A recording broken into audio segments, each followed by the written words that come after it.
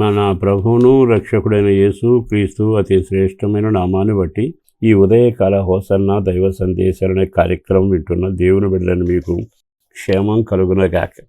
యేసు ప్రభువారు జైత్ర యాత్రగా యెరూషలేములో ప్రవేశించబోతున్న గడియ ఈ గడియ.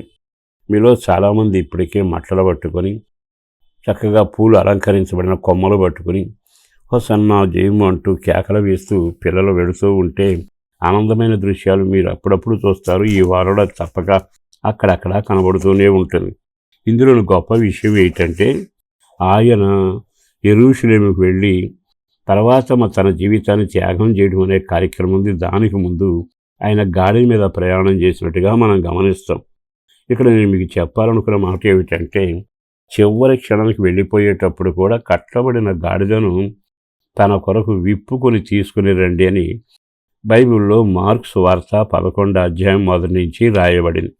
మీరు ఆ విషయాన్ని గమనిస్తే ఇద్దరు శిష్యులు వెళ్ళి ఆ కట్టబడిన గాడిదను తీసుకొని వచ్చి యేసు దగ్గర నిలబెట్టి ఉన్న వాళ్ళంతా బట్టలు దాని మీద పరిచి దారి పొడుగున బట్టలు పరిస్తే యేసు ప్రభు గాడిద మీద కూర్చుని యెరూషలేమునకు ఆ బట్టల మీద ప్రయాణం చేసిన సంఘటన చిన్నప్పటి నుంచి విన్నారు. ఈ ఆదివారం అది విశేషంగా కనపడుతూనే ఉంటుంది. ఓ సేవకులుగా నేను చెప్పగలిగిన మాట ఏమిటంటే ఈ ఆదివారం నీ జీవితంలో అమితంగా ఆనందించాల్సిన జీవితం. రెండోది ఏమిటో తెలుసా? నువ్వు మౌనిగా ఉండక ఆర్భాటంతో కేకలు వేస్తూ ఆయనతో కొన్ని నడవలసిన రోజు. ఎందుకు ఈ విషయాన్ని ఇంత తేటగా చెబుతున్నానంటే ఎన్నో సంవత్సరాలుగా కట్టబడిన గాడిదకు విడుదల జరిగిందిగా. మీరు నేను మనందరం ఒకప్పుడు కట్టబడిన గాడిదలం. యేసు రక్తం ద్వారా విడుదల పొందాం. ఆయన కనికరం చేత విడుదల పొందాం.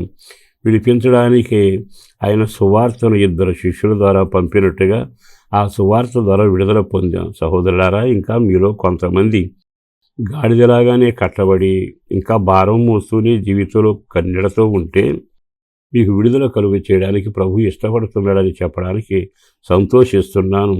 విప్పిన తర్వాత అంటే వ్యసనాల నుండి, పాపం నుండి, కన్నెడ నుండి, నరకం నుండి, శాపం నుంచి ప్రభు విడిపిస్తాడు. ఆయనే శరణం. విడిపించాక నువ్వు ఎవరివయ్యాలో తెలుసా? ఆయనను మోస్తున్న గాడిదలాగా వెళ్ళాలి. మోస్తున్న గాడిద అంటే అర్థం ఏంటంటే బట్టలు మోసాం మొన్నటి వరకు. గాడిదలు బట్టలు మోస్తాయిగా, బరువును మోస్తాయిగా. ఇప్పుడు యేసును మోయడం నిజంగా ఇది ఎంత ధన్యకరం అండి. జీవాధిపతి అయిన యేసు లోకంలో చాలా రకాల జీవాలున్న సింహాలను, పులులను, ఒంటెలను, విలువైన జీవాలున్న వాటిని పక్కన పెట్టి అల్పమైన గాడిదను కోరుకున్నట్టుగా నిన్ను కోరుకున్నాడు, నన్ను కోరుకున్నాడు. ఇప్పుడు మన పని ఏమిటో తెలుసా? విప్పబడ్డాను దేవా, నీకు వందన. కొన్ని సంవత్సరాలుగా శాపంలో ఉన్నాను, నన్ను విడిపించావు అంటూ ఆయనను మోసుకుంటూ సాగే అనుభవం నీకుండాలి. ఇక మీదట జీవించున్నది ఏదైనా ఉంటే నా యేసు కొరకే జీవిస్తానని పౌలు చెప్పినట్టుగా ఇక బ్రతికేది విడిపించిన వారి కొరకు బ్రతకడం, నిన్ను నడిపిస్తున్న వారి కొరకు నువ్వు బ్రతకడం. ఒక మాట చెప్పనా? విడిపించాక ఆయన మోస్తుంటే ఎక్కడికి వెళుతున్నావని అడిగితే యేసుతో కూడా నేను యెరూషలేము వెళుతున్నా. బాగుందిగా. ఈ లోకంలో జీవించినంత కాలం పాపబంధకాల్లో ఉన్నాం, విడిపించబడ్డాం. యేసును మోస్తూ యెరూషలేమును, నూతన యెరూషలేమునకు మనం బయలుదేరి వెళ్ళాలి. ఆ నూతన యెరూషలేమునకు బయలుదేరి మనం వెళితే ఆహా, దాని వైభవం గొప్పదేగా.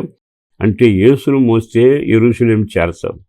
యేసుతో వరకు బ్రతకకుండా నీ ఇష్టానుసారంగా బ్రతికితే నీ జీవితం దుఃఖకరంగా ఉంటుందనే సంగతి మరొక్కసారి జ్ఞాపకం చేయడానికి నేను ఇష్టపడుతున్నా. ఈ శుభవేళ యేసును మోసే గాడిదలాగా నేను యేసుతో యెరూషలేము చేరాలనే కోరికతో నువ్వు పైన వెళ్తే నీ మార్గమంతా జయధ్వనులే, నీ మార్గమంతా చప్పట్లే, నీ మార్గమంతా గణపరిచే కార్యక్రమాలే. ఆహా, ఎంత గొప్పగా ఉంది.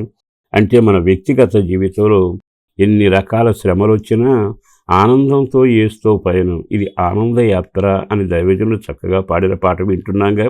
కనుక ఈ శుభవేళ నేను మీ అందరికీ చెప్పగలిగిన మాట, మీరు విడిపించబడాలి. రెండోది, మీరు ఆయన్ని కృతజ్ఞతగా మోసేవాళ్ళై ఉండాలి. మూడవదిగా ఆయనతో యెరూషలేము చేరేవారై ఉండాలి.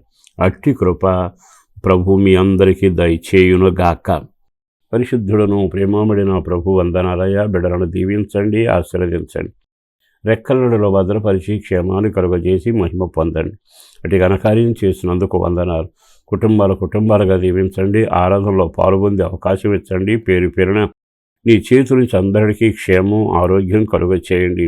కుటుంబ క్షేమం, ఆధ్యాత్మిక క్షేమం కూడా కలుగజేసి మీరు బిడ్డలను దీవెనకరంగా నడిపించి వారితో మీరు, మీతో వారు అందరం కలిసి వెళ్ళేట్టుగా మా పట్ల కృప చూపమని యేసు పేరట వేడుచున్నాం తండ్రి. ఆమేన్.